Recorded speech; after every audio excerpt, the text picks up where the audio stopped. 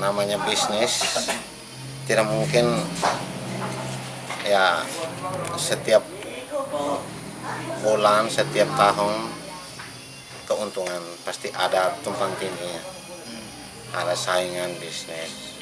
Tapi saya tidak pernah mengeluh yang namanya itu rezeki.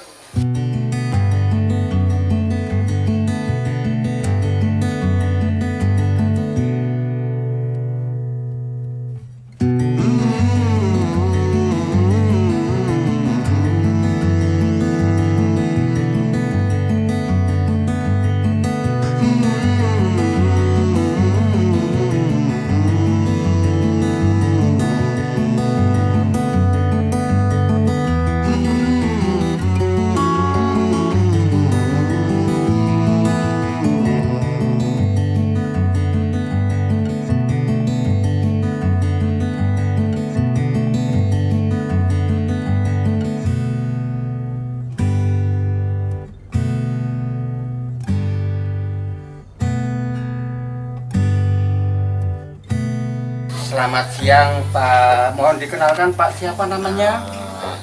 Nama saya Sablon.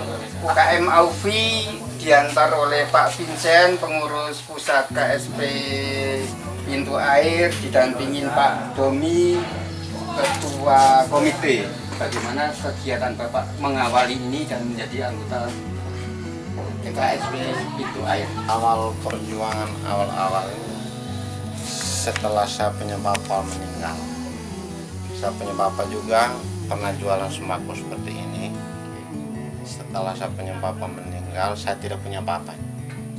Hanya dengan hasil kerja saya sendiri, hanya kumpul uangnya 5 jutaan. Saya jual sembako dari awal. Oke. Setelah itu, tapi dalam keadaan posisi saya tidak bisa berjalan. Nah, setelah saya usaha, dapat dukungan dari anggota Pintu Air, bilangnya kamu harus masuk anggota Pintu Air supaya dapat support dana. Makanya saya beranikan diri untuk masuk. Itu tahun berapa Pak? Ya, mungkin tahun saya sudah lupa itu. Setelah dapat dari Pintu Air modalnya situ, baru saya jual beli sembakonya agak maju dengan beli hasil, sampai saya bisa buat rumah sendiri. Ini rumah keringat saya, 2 biji rumah di bawah, sebelah bawah, di jalan bawah sebelah kiri itu saya punya rumah juga. Mobil aset saya 2 biji pick up. Sampai sekarang saya bertahan dan saya tidak pernah mengeluh. Tidak pernah mengeluh? Tidak pernah, karena saya percaya bahwa hasil itu tergantung dari yang atas. Kesulitan apa yang Bapak alami dalam berwirausaha ini Pak? Ya, kesulitan ya istilahnya namanya bisnis tidak mungkin ya setiap bulan, setiap tahun keuntungan, pasti ada tumpang tindihnya, ada saingan bisnis. Tapi saya tidak pernah mengeluh yang namanya itu rezeki. Bapak kalau untuk mendapatkan barang-barang dagangan, Iya. itu kerjasamanya dengan siapa? Dengan adik-adik saya, sopir punya saya. Oh, yang belanja adik-adik. Ya tinggal kasih nota, antar di toko muat barang. Jadi ada relasi yang sangat percaya, sangat membantu kemudahan. Dari segi bisnis, kalau mitra Bapak berapa banyak? 7 orang, 8 orang. Bapak menjadi kayak distributor, menjadi agen, Iya. sehingga ada tengkulak yang ke sini. Iya. Itu tengkulaknya, penjual ecerannya itu seberapa jauh dari Bukan, daerah ini? kalau eceran untuk sembako sih tidak ada, yang jual beli hasil komoditi sih. Oh, hasil komoditi. Iya. Hasil komoditi yang utama apa yang Bapak tangani? Kemiri sama ya musim kemiri tergantung musim, Pak. Apa aja musimnya? Ya, musim kemiri, musim coklat. Kalau mentes ya tidak seberapa. Nah ya itu sih. Kelapa? Kelapa saya tidak berani beli karena kita tidak ada. Diri ini aja. Jadi Bapak menjadi dari petani-petani dipul ke sini lalu nanti ada yang mengambil atau bagaimana? Kita sendiri antar ke ini bos di Momere. Oh, antar ke Momere sendiri? Ya pakai. Ya artinya yang dari sini yang antar ke sana, bukan yang dari sana ngantar ke sini? Enggak. Bukan ya. Nah, nggak ambil sini, kita langsung antar ke bawah. Pak, kemitraan yang akan Bapak kembangkan di bidang apa? Saya rencananya mau beli mobil dam, Mobil dam. ya, Mm-mm. karena saya pikir tidak ada modal, jadi saya bertahan kumpul, karena pinjaman itu saya belum lunas. Dalam arti kalau memang sudah lunas ya saya akan ambil dan saya ambil dam. Karena bisnis saya ini kalau satu bulan itu satu minggu itu kalau memang datang rezekinya mungkin 2 pick up pun tidak bisa muat. Apa yang diangkut apa ini, Pak? Kemiri. Kemiri. Iya. Jadi mobil dam itu untuk ngangkut kemiri. Ya angkut kemiri, kebutuhan material ada orang pakai, kita kan bisnis loh. Iya, Nah, iya. Biasanya kalau satu orang dapat setengah ton, saya tidak mungkin saya pakai mobil kecil. Medan berat. Iya. Saya harus pakai mobil besar, tapi tidak punya mobil ya pasrah saja ya, bayar saja pakai motor. Namanya kita dapat 500.000 kan bisa cukup. Bisa kita bisa tahu musimnya, musim jatuh, musim naik sama penghasilan. Makanya prinsip kita kan ya kerja sama nasabah sama supir konjak, biar kita bagi 2 dapat 1.000, kamu 500 saya 500. Yang penting kita kan enak terbuka.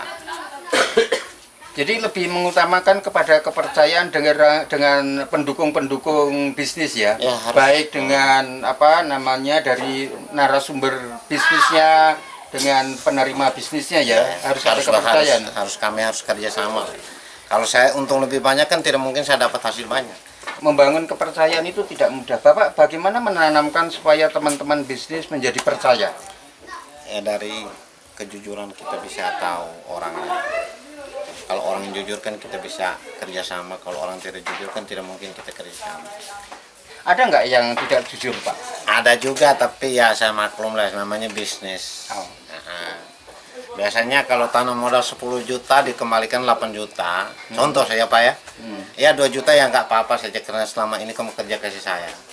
Dari yang 2 juta tidak dibayar Ya, secara materi, Iya. terus Bapak apa yang Bapak harapkan? Ya nggak apa-apa, itu kan sudahlah. Namanya kita manusia kan pasti ada kewalahan. Nah, kedepannya masih ada. Rencana Bapak untuk mengembangkan kewirausahaan ini akan seperti apa? Ya kalau ada rezeki ya itu saya bisa ya tambah modal, kalau rezeki ya bisa kasih sembako bisa diperluas. Seperti itu. Kalau ada modal, kalau tidak ada saya tidak bisa memaksa. Jadi ada sembako, ada usaha hasil pertanian, terus ada apa lagi Pak? Mungkin bangunan atau apa? Bangunan saya tidak. Jadi sembako, pangan ya, Iya. dengan hasil pertanian itu yang utama. Rencana Bapak yang paling Bapak inginkan itu apa? Pengembangan di bidang apanya? Sembakonya kah? Pendistribusiannya hasil pertanian? Bisnis ini komoditi. Oh, bisnis komoditi menjadi utama. Iya, itu yang utama kalau karena pengen Sembako punya ini kan ya namanya sembako sih sembako, tapi bisnis ini kan saingan. Kalau tidak punya modal kan tidak mungkin berkembang. bisnis komoditi itu karena di sini potensi ekonominya luar biasa, Pak. Bapak mohon maaf, Bapak punya putra berapa, putri berapa? Saya tidak punya istri, tidak punya anak. Wah. Cuma anak angkat.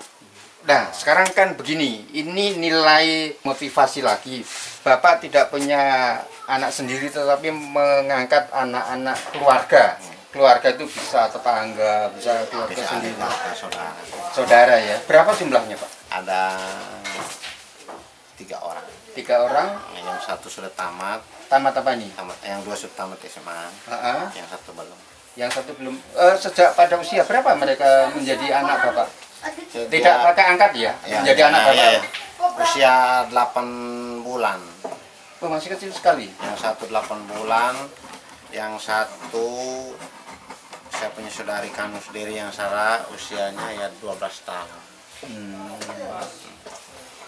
SMP kelas 2. Sekarang sudah tamat Sekarang SMA. sudah tamat SMA, semua mau lanjut kuliah.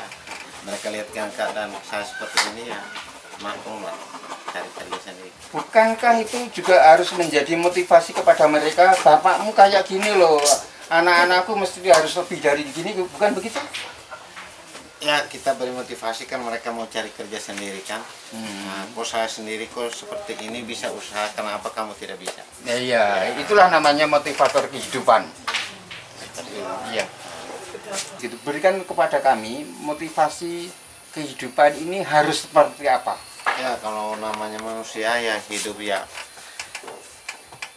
Pertama kita terima apa adanya yang diberi. Yang kedua kita harus niat untuk berusaha atau ya pekerjaan apa saja. Harus punya niat dan punya hati. Itu saja. Ketika melangkah mempunyai sandungan-sandungan halangan, itu bagaimana harus mengatasinya? Ya namanya kalau saya bisnis, kalau mengatasinya,